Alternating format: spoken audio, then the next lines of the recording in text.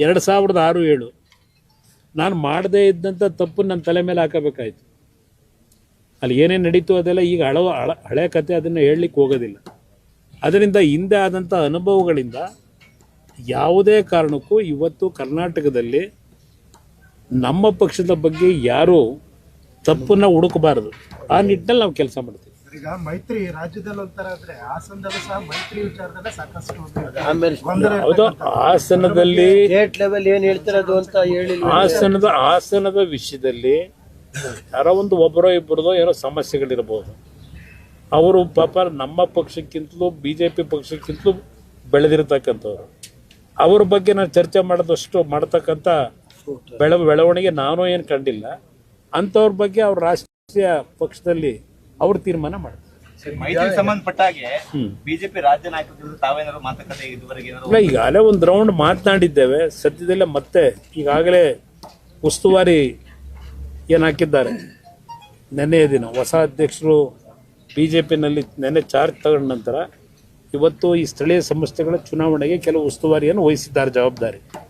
ಅವರ ಜೊತೆಯಲ್ಲಿ ಸದ್ಯದಲ್ಲೇ ಚರ್ಚೆ ಮಾಡ್ತಾ ಇದ್ದೇವೆ.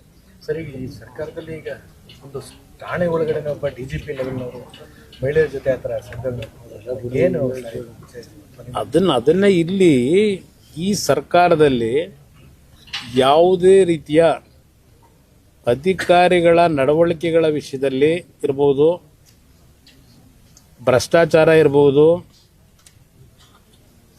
ಇದು ಯಾವುದ್ರ ಬಗ್ಗೆ ಚರ್ಚೆ ಮಾಡ್ತಕ್ಕಂಥದ್ದಕ್ಕೂ ಅಸಹ್ಯವಾದಂಥ ರೀತಿಯ ವಾತಾವರಣ ನಿರ್ಮಾಣ ಮಾಡ್ಕೊಂಡಿದ್ದಾರೆ. ಮೊನ್ನೆ ಆ ಘಟನೆಯನ್ನ ನೋಡದ ಮರುಕ್ಷಣ ಅಮಾನತುಗೊಳಿಸಬೇಕಾಗಿತ್ತು. ಪಾಪ ಇನ್ನೂ ಮೀನಾಮೇಷ ಎಣಿಸ್ತಾರೆ. ಹೋಗ್ಲಿ, ಆ ವ್ಯಕ್ತಿಯ ಹಿನ್ನೆಲೆ ಏನು? ನಾನು 2015-16 ಹೇಳಿದ್ದೀನಿ. ಬಿಳಿಕೆರೆ ಹತ್ರ ಯಾರೋ ಒಬ್ಬ ಚಿನ್ನದ ವ್ಯಾಪಾರಿ ವ್ಯಾಪಾರ ಮಾಡ್ಕೊಂಡೋದು 3 ಕೋಟಿ ದುಡ್ಡನ್ನು ಬಸ್ಸಲ್ಲಿ ಇಟ್ಕೊಂಡು ಹೋಗ್ಬೇಕಾದ್ರೆ ಅದನ್ನೇ ಕಳ್ಳತನ ಮಾಡಿದಂಥದ್ದು. ಯಾವ ಥರ ಮುಚ್ಚಾಕಿದ್ರು ಇದೇ ಸಿದ್ದರಾಮಯ್ಯನವರ ಸರ್ಕಾರ. ಸಿದ್ದರಾಮಯ್ಯನವರ ನೇತೃತ್ವದ ಸರ್ಕಾರದಲ್ಲಿ ಭ್ರಷ್ಟ ಅಧಿಕಾರಿಗಳಿಗೆ ದೊರಕತಕ್ಕಂಥ ರಕ್ಷಣೆ ಬಹುಶಃ ದೇಶದಲ್ಲೇ ಎಲ್ಲೂ ಸಿಗಲ್ಲ, ಯಾವುದೇ ಸರ್ಕಾರಗಳಲ್ಲೂ. ಆ ರೀತಿಯ ಸರ್ಕಾರ ನಡೆಸ್ಕೊಂಡು ಬಂದಿದ್ದಾರೆ. ಅದರಿಂದ ಇವತ್ತು ಸರ್ಕಾರದ ಅಧಿಕಾರಿಗಳಲ್ಲೂ ಸಹ ಯಾವ ಮಟ್ಟಕ್ಕಿದ್ದಾರೆ ಈ ಸರ್ಕಾರದಲ್ಲಿ. ಕೆಲವು ಹಿರಿಯ ಅಧಿಕಾರಿಗಳು ಹೇಳ್ತಾರೆ, ಸರ್ ಏನು ಮಾಡೋದು, 80,000 ಸಿಬ್ಬಂದಿ ಇದ್ದಾರೆ.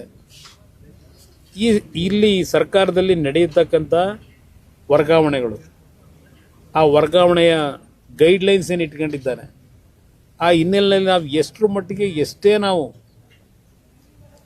ಒಂದು ಶಿಸ್ತನ್ನು ಕಾಪಾಡ್ತೀವಿ ಅಂದರೂ ಈ ಸರ್ಕಾರ ವರ್ಗಾವಣೆಯಲ್ಲಿ ತೆಗೆದುಕೊಳ್ತಕ್ಕಂಥ ನಿರ್ಧಾರದಿಂದ ಆ ಶಿಸ್ತನ್ನು ನಾವು ಕಾಪಾಡೋಕ್ಕಾಗ್ತಾ ಇಲ್ಲ ಅಂತಕ್ಕಂಥದ್ದು ಕೆಲವು ಒಳ್ಳೆಯ ಕೆಲಸ ಮಾಡತಕ್ಕಂಥ ಅಧಿಕಾರಿಗಳು ಹೇಳ್ತಾರೆ.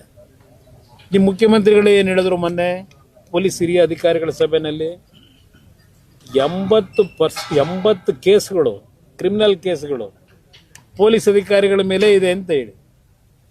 ಇನ್ನು 80 ಕ್ರಿಮಿನಲ್ ಕೇಸ್ ಇಟ್ಟಿರ್ತಕ್ಕಂಥ ಅಧಿಕಾರಿಗಳನ್ನ ನೀವು ಆಯ್ದ ಸ್ಥಾನಗಳಿಗೆ ಅಧಿಕಾರ ಕೊಟ್ಟರೆ ಆ ವ್ಯಕ್ತಿಗಳಿಂದ ಏನು ಕೆಲಸ ಆಗ್ಬೋದು, ಎಷ್ಟು ರಕ್ಷಣೆ ದೊರಕಬಹುದು, ಇದು ಇರತಕ್ಕಂಥದ್ದು.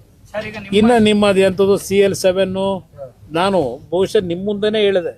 ಕಳೆದ ಬಾರಿ ನಾನು ನಿಮ್ಮ ಜೊತೆ ಕೆಲವು ವಿಷಯ ಚರ್ಚೆ ಮಾಡಿದಾಗ ಯಾವುದೋ 500 ಹೊಸದಾಗಿ ಲೈಸೆನ್ಸ್ನ ಕೊಡ್ತಕ್ಕಂಥ ನಿಟ್ಟಿನಲ್ಲಿ ಅವರೇನು ತೀರ್ಮಾನ ಮಾಡಿದ್ದಾರೆ ಅದರ ಬಗ್ಗೆ ಅವತ್ತೇ ಹೇಳಿದೆ. 700 ಅವತ್ತೇ ನಾನು ಹೇಳಿದ್ದೀನಿ. ಪಾಪ ಕೆಲವರು ಹೇಳ್ತಾರೆ ದಾಖಲೆ ಕೊಡಿ ಅಂತೀರಿ. ಏನು ದಾಖಲೆ ಕೊಡ್ತೀರಿ? 25 ಲಕ್ಷ ರೂಪಾಯಿನ ಎಕ್ಸೈಸ್ DC ಸಮೇತ ಇಬ್ಬರು ಅಧಿಕಾರಿಗಳು ಸೇರಿ ದುಡ್ಡನ್ನು ತಗೊಂಡಿರ್ತಕ್ಕಂಥದ್ದು.